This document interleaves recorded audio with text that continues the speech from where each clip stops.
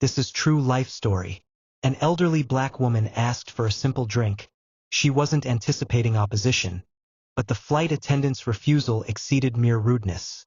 It was outright disrespect. Moments later, her son's startling revelation altered everything.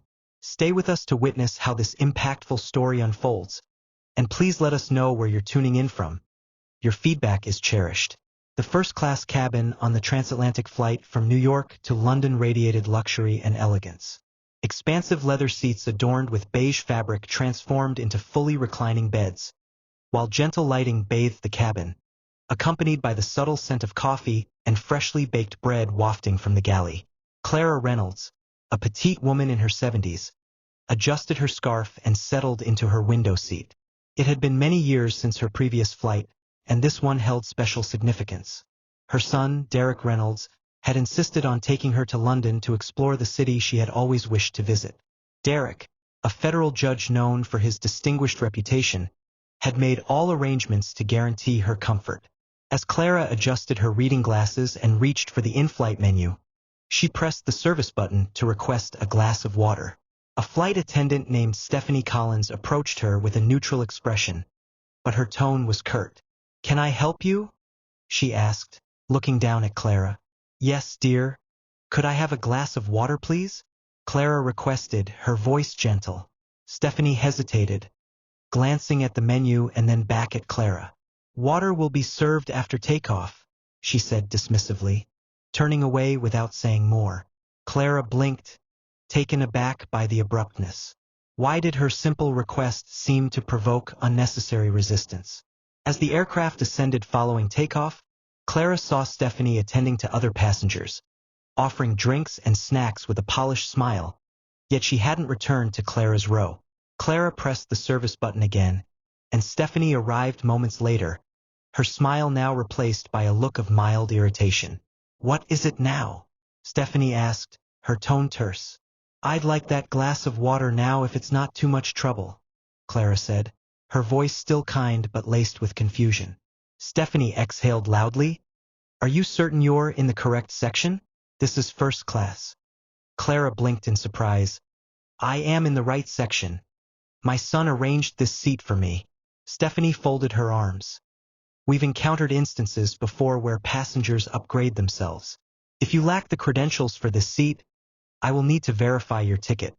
Nearby passengers began to glance over, whispering among themselves.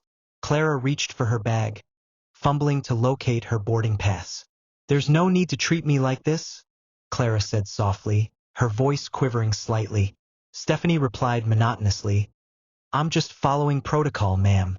At that moment, Clara's son, Derek, came back from the restroom, his keen eyes assessing the situation. "What's happening? And why does my mother look so distressed?" Derek, a tall and authoritative man in his 40s, immediately noticed the anxiety in his mother's expression. Her hands shook slightly as she handed him her boarding pass, her voice barely above a whisper as she said, "She thinks I don't belong here." Derek felt a tightness in his chest at his mother's words. The weight of her tone was heavy. Derek's jaw tightened. He had witnessed his mother face prejudice before, but seeing her endure such treatment now in a seat he had worked diligently to secure for her filled him with a quiet, powerful determination.